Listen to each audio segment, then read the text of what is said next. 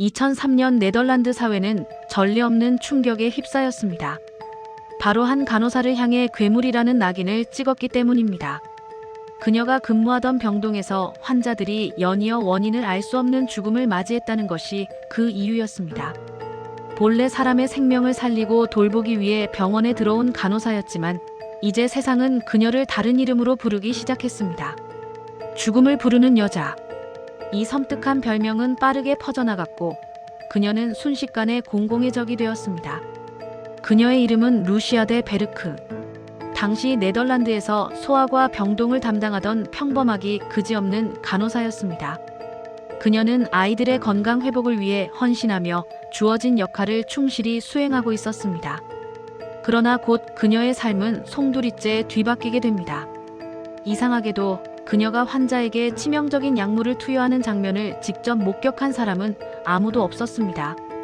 범행을 눈앞에서 본 증인도 존재하지 않았고 명확하게 살인을 입증할 만한 물증 또한 어디에서도 발견되지 않았습니다. 그럼에도 불구하고 루시아 데 베르크에 대한 의심은 마치 들불처럼 빠르게 확신으로 변모해갔습니다.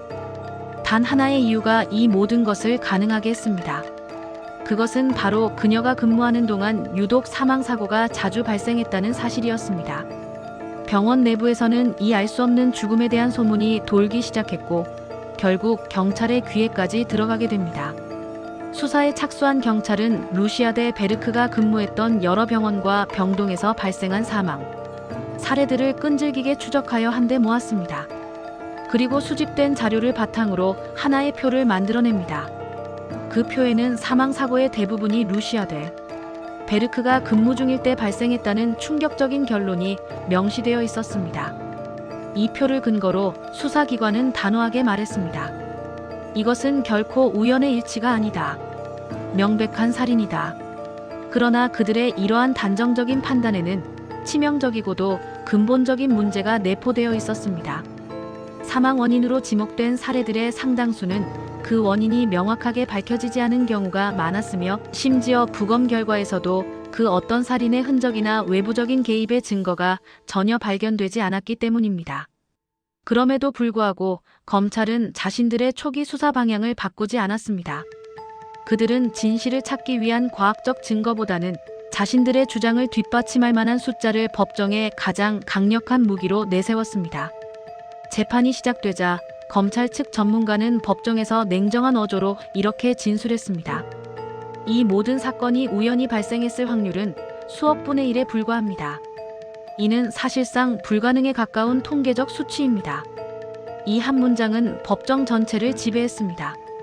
마치 신의 음성처럼 들리는 이 숫자는 살인을 직접 본 사람은 단 한 명도 없었지만 이미 루시아 데 베르크를 잔인한 범인으로 만들어버렸습니다.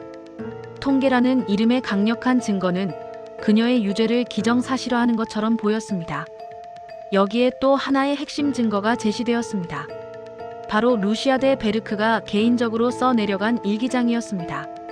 그 일기장 안에는 죽음과 운명에 대한 그녀의 깊은 사색, 그리고 타로 카드점에 대한 기록들이 담겨 있었습니다.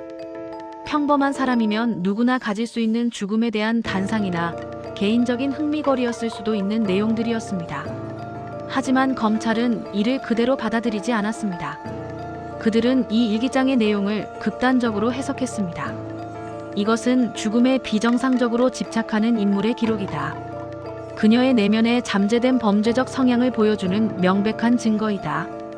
슬픔과 삶의 유한함에 대한 사색의 흔적, 혹은 그저 단순한 미신에 대한 호기심이었을지도 모르는 일기장의 내용들은 법정이라는 엄숙한 공간에서 졸지에 그녀의 범죄 성향을 입증하는 증거로 둔갑해버렸습니다. 결국 2003년 루시아 데 베르크는 여러 건의 살인과 살인미수 혐의로 유죄 판결을 받기에 이릅니다. 그녀는 이 판결에 불복하여 항소했지만 오히려 항소심에서는 혐의가 더욱 늘어나는 믿기 힘든 상황이 발생했습니다. 결국 그녀는 가석방 없는 종신형이라는 가장 무거운 형벌을 선고받았습니다. 법원은 이 과정에서 이른바 연쇄 증거라는 논리를 적용했습니다. 법원은 이렇게 판단했습니다.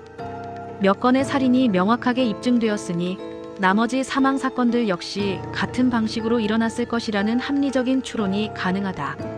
즉 소수의 의심스러운 사건을 통해 다수의 다른 사건들까지도 범죄로 엮어버린 것입니다. 이는 증거가 부족한 상황에서 검찰의 주장을 강화하는 역할을 했습니다. 그러나 이 비상식적인 판결은 그리 오래가지 못했습니다. 시간이 흐르면서 네덜란드 내의 언론과 학자들이 이 사건에 대해 심각한 의문을 제기하기 시작했기 때문입니다. 과연 법원은 루시아드 베르크의 살인을 진정으로 증명한 것인가? 아니면 단순히 불운한 우연의 일치를 범죄로 착각한 것인가? 라는 근본적인 질문들이 쏟아져 나오기 시작했습니다. 특히 검찰 측이 제시했던 통계 계산에 대한 재검토가 이루어졌습니다. 그리고 이 과정에서 충격적인 사실들이 하나둘씩 드러나기 시작했습니다.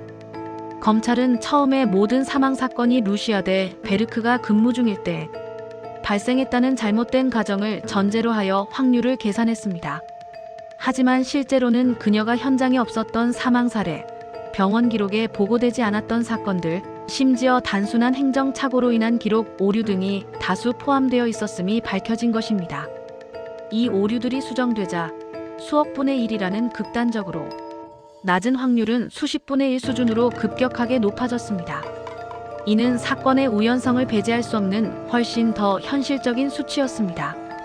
통계의 오용이 얼마나 위험한 결과를 초래할 수 있는지 여실히 보여주는 대목이었습니다. 또한 의학적 증거 역시 흔들리기 시작했습니다. 검찰이 핵심 증거로 내세웠던 한 아이의 혈액에서 치명적인 약물이 검출되었다는 주장도 더 이상 신뢰할 수 없다는 사실이 밝혀졌습니다. 사후 혈액의 특성상 약물 검출에 오류가 있을 수 있다는 점, 부적절한 체열 방식이 검사 결과에 영향을 미쳤을 수 있다는 점, 그리고 검사 한계로 인해 정확한 결론을 내리기 어렵다는 전문가들의 의견이 제시되었습니다. 재검사 결과 처음 주장했던 것과 달리 혈액에서 검출된 약물 수치는 중독을 입증할 만한 치명적인 수치가 아니었습니다. 결국 루시아드 베르크에게 살인 혐의를 씌웠던 모든 증거가 뿌리부터 흔들리게 된 것입니다. 과거 살인으로 의심받았던 여러 사망 사례들은 다시 정밀하게 검토되었고 대부분이 자연사 또는 불가피한 의료적 합병증으로 재분류되었습니다. 더 이상 루시아드 베르크의 개입을 의심할 만한 합리적인 근거가 남아있지 않게 된 것입니다. 마침내 2008년 네덜란드 대법원은 이 사건의 심각성을 인지하고 재심 대상으로 돌리기로 결정합니다. 그리고 권위 있는 대법원은 이렇게 단호하게 말했습니다. 이전의 판결은 더 이상 유지되기 어렵다. 심각한 오류가 있었다. 재심 과정에서 더욱 놀라운 장면이 연출되었습니다. 사건을 기소했던 검찰 스스로도 자신들의 입장을 완전히 바꾼 것입니다. 그들은 공개적으로 모든 사망 사건을 살인으로 볼 수 없다고 인정하며 지난 주장이 잘못되었음을 시사했습니다. 이처럼 검찰마저 기존의 주장을 철회하면서 루시아드 베르크의 무죄 가능성은 더욱 높아졌습니다. 그리고 2010년 마침내 루시아드 베르크는 자신이 받았던 모든 혐의에 대해 전면 무죄 판결을 받습니다. 길고도 고통스러웠던 7년간의 법정 싸움이 끝나는 순간이었습니다. 법원은 이 사건이 진정한 의미의 범죄가 아니라 잘못된 통계적 추론과 그 통계를 오용한 결과가 빚어낸 비극적인 사법 오판이었음을 공식적으로 인정했습니다. 그녀는 비록 무죄로 풀려나 자유의 몸이 되었지만 억울하게 감옥에서 보낸 잃어버린 시간은 그 무엇으로도 되돌릴 수 없었습니다. 그녀의 삶은 이미 망가진 후였습니다. 검색 결과에 따르면 그녀는 전 직장인 병원으로부터 4만 5천 유로의 배상금을 받았고 억울하게 구치소에 있었던 것에 대한 보상으로 하루에 80유로씩 6.5년 동안 약 19만 유로를 받았을 것으로 추정됩니다. 하지만 돈으로도 보상할 수 없는 그녀의 정신적 고통과 사회적 낙인은 지워지지 않았습니다. 그리고 비극적이게도 2025년 루시아드 베르크는 사법 오판의 피해자로 기록된 채 이 세상을 떠나고 맙니다. 그녀의 사망 소식은 다시 한번 이 사건의 무게를 상기시켰습니다. 루시아드 베르크 사건은 우리 사회에 매우 중요한 질문을 던집니다. 단순히 확률이 낮다는 통계적인 이유만으로 한 인간을 잔인한 범인으로 단정하고 처벌할 수 있는가? 숫자는 과연 절대적인 진실을 밝히는 도구인가? 아니면 우리의 판단을 흐리게 하는 가장 위험한 착각이자 오류의 원인이 될 수 있는가? 그리고 마지막으로 어쩌면 가장 불편하고 어려운 질문을 스스로에게 던져보아야 합니다. 만약 당신이 그 당시 루시아대 베르크의 법정에 앉아 있었다면 당신은 과연 검찰이 내세운 통계와 일기장이라는 간접 증거들 앞에서 정말로 다른, 더 현명하고 정의로운 판단을 내릴 수 있었을까요? 이 사건은 통계와 증거의 맹점을 통해 인간의 나약한 판단이 얼마나 큰 비극을 초래할 수 있는지를 극명하게 보여주는 사례로 오늘날에도 중요한 교훈을 주고 있습니다.